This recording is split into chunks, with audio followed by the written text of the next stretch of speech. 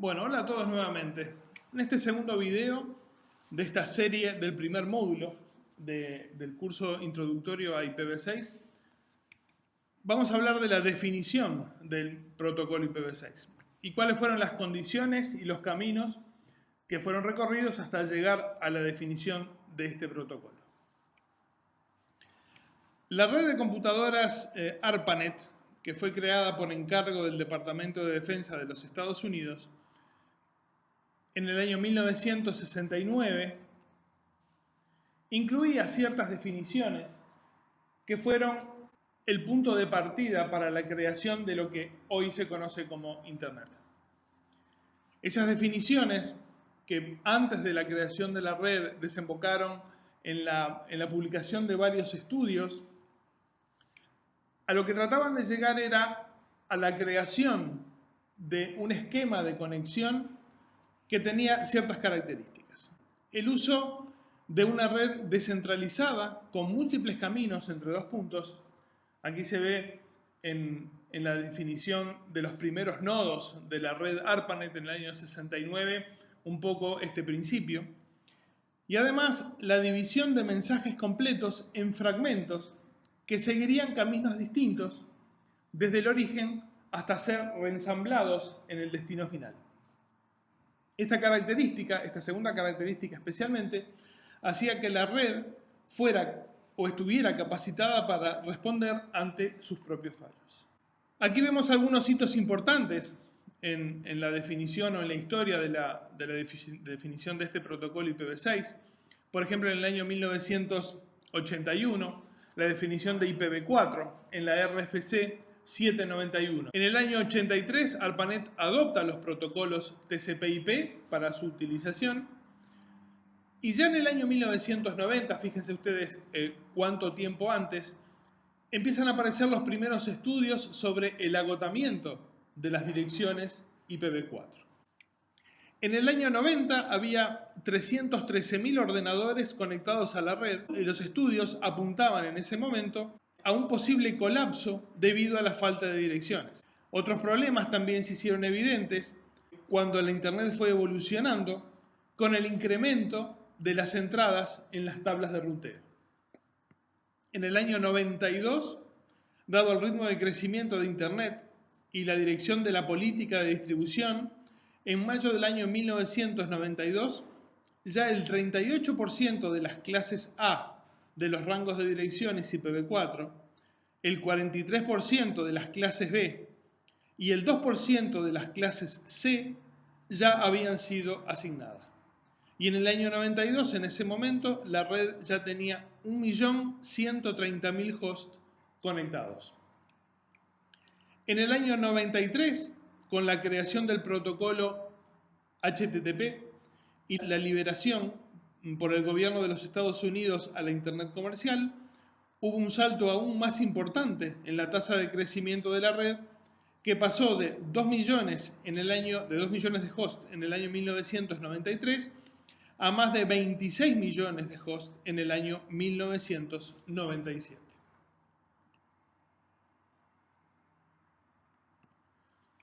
En este slide vemos que a pesar de que IPv4 en el diseño mismo del protocolo identifica 4.300 millones de direcciones, las políticas de asignación iniciales de distribución de direcciones, en este caso vemos que las clases A fueron asignadas en bloques /8 a organizaciones, departamentos, empresas, etcétera, que luego obviamente no utilizaron. Tenemos ahí algunos casos, IBM, HP, AT&T, el MIT.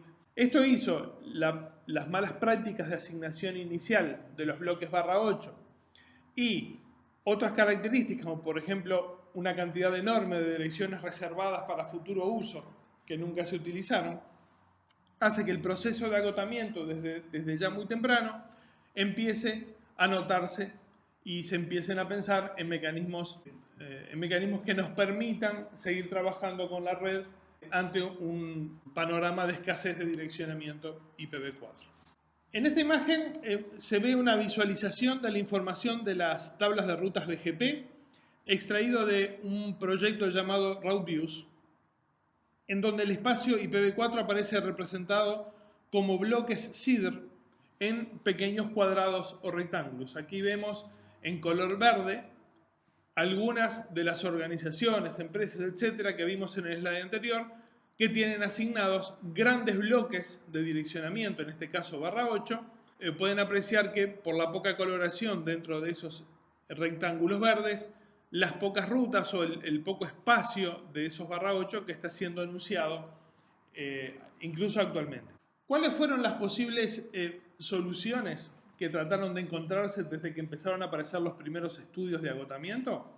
Bueno, algunas soluciones pueden ser, por ejemplo, en el año 1992, la IETF ya crea el grupo ROAD, que empieza a estudiar la escasez de direccionamiento o el posible agotamiento de las direcciones IPv4 y cuáles son las soluciones que podía encarar este grupo de trabajo. El RFC 4632 nos muestra la característica CIDR, que es el comienzo de la utilización de bloques de direccionamiento sin pensar en las clases, en aquellas clases A o B o C, etc.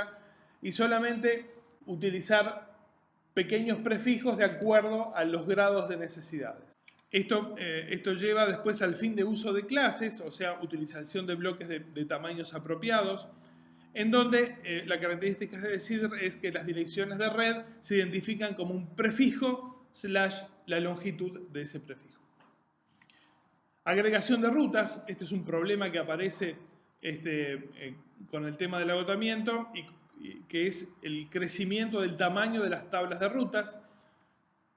Hay algunas soluciones que aparecen como el DHCP, o sea, reutilización de aquellas direcciones que no están siendo asignadas a un dispositivo en determinado momento.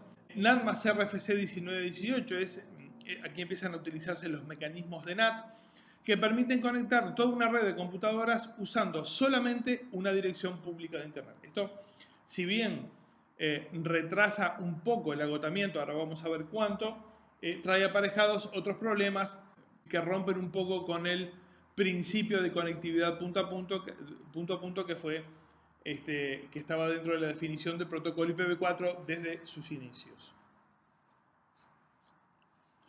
Aunque las soluciones propuestas, aquí se ve en el año 95 un poco el comienzo de utilización de estas soluciones, aunque estas soluciones redujeron la demanda de direcciones, no fueron suficientes para resolver los problemas derivados de la expansión de Internet. La adopción de las técnicas redujo solamente en un 14% a las solicitudes de direcciones a la IANA, pero la curva de crecimiento de Internet siguió mostrando un crecimiento exponencial.